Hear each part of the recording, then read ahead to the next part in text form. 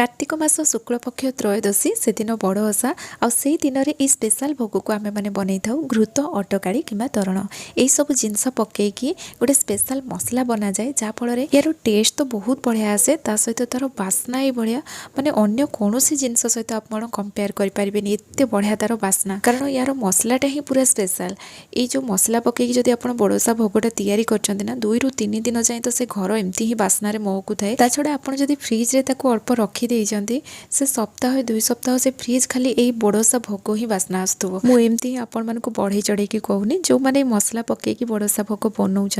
से मैंने निहाती भाव में जानी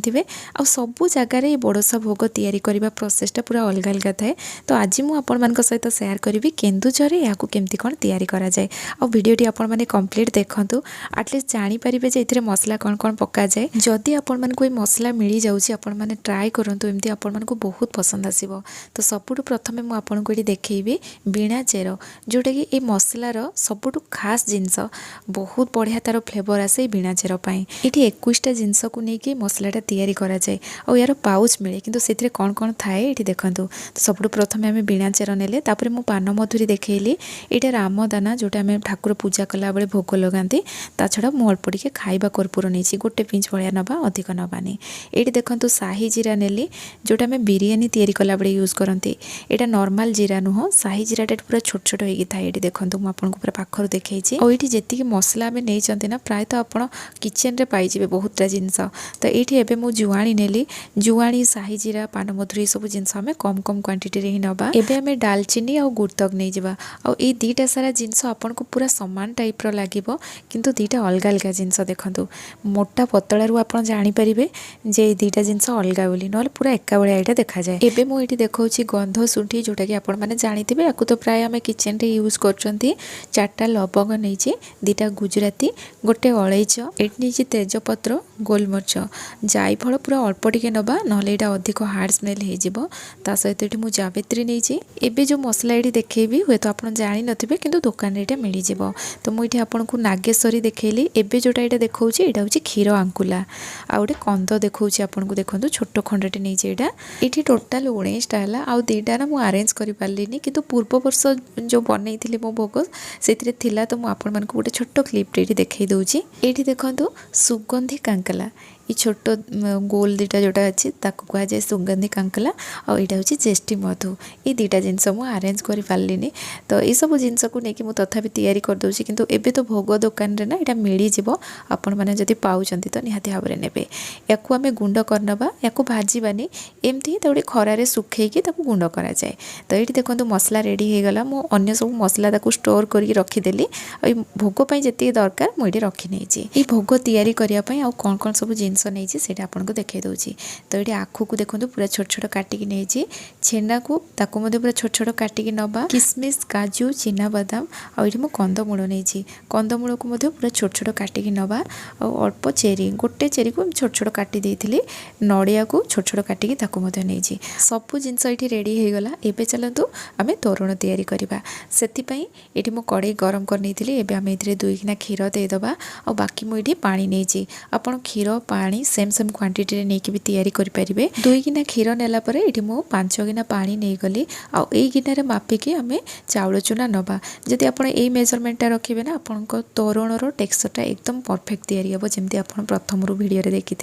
तो एबे हाई फ्लेम रे या फुटिया छाड़देवा जितेबाला एमती गोटे फुटा पलि आसो एबे आम ये चीनी देदेबा जो गिनारे मु चाउल चूना मापिकी नेबी बस से गिनारे गोटे गिना चीनी नेली तो जी चाउल चूना नहीं से चीनी नहीं आप मिठाटा टी कम बेसी भी करें आ चीनी जगह आप गुड़ नहीं पारे किंतु जदि गुड़ ने ना क्षीरटा प्रथम पकईबेनी ना क्षीर छिड़ी जबार चान्स थाए तो ये देखो मुझे अल्प लुण देदेली आ लुण निहाती भाव में देवे हेले मिठाटा पूरा बहुत बढ़िया से आसो एबे आम सब जिनस को रखी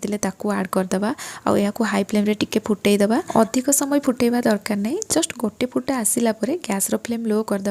आ चाउल चूना पकईबा चाउल चूना को आम डायरेक्ट पकईबानी ये चाउल चूना को मुझे रेडी करनी देखो देखंतु गोटे गिना चाउल चूना नेली एथिरे गोटे गिना पानी देदबा आ सब जिनस को भलसे मिक्स करनबा। प्रथमरू आम क्षीर पानी यूज करथिले पानी 5 गिना देइथिले 2 गिना क्षीर एठी गोटे गिना पानी आम यूज कले। चाउल चूना रे एमती पानी मिसई के एमती जदी पकेइबा एथिरे लम्स बिल्कुल भी हबनी। तो ये देखो गोटे हाथ में एमती पकेबा आ गोटे हाथ में कंटिन्यूअसली चलेबा और जितेबाला बैटरटा आम पकेबा ना से गैस फ्लेम लो कर देइथिबा तापर हाई फ्लेम रे ताकू चलेबा। ये देखो सब जिनस मिक्स हो गला सांगे सांगे ये बहलिया हवा आरंभ हो। आपड़ गोटे कप गिना ग्लास टे सेट करने से सब जिनस को मेजरमेंट करके जदि नेबे आपणकर तोरणर टेक्सचर एकदम परफेक्ट रहिबो। हाई फ्लेम रे किसी समय या कुक कला पर ये देखो ये बढ़िया से फुटी गलानी और पूरा बहलिया हो गलानी। ये टाइम रे आम गैस फ्लेम लो करदबा और पानी टिके अधिक देइछंती ना ये पूरा बहलिया हबनी। किसी समय या एमती आम सिझेबा जेमती आमर एथिरे बादाम कंदमूल सब सिझी जीवो